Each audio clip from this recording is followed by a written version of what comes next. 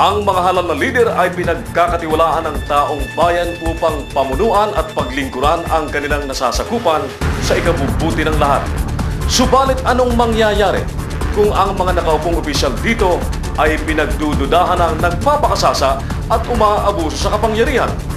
Ngayong hapon, tunghayan ninyo kung paano nabaon sa utang ang lungsod ng Parañaque habang hinahanapan naman ng serbisyo ng mga mamamayan na tila nag-ugat pa sa sistema ng pagpapatakbo ng mga namumuno dito.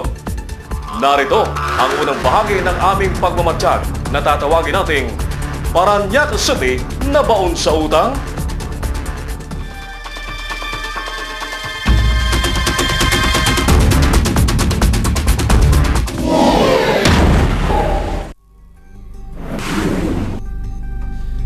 Ito ang lungsod ng Parañaque.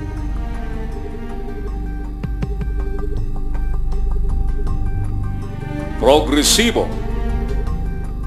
Aktibo ang komersyo. Araw man o gabi.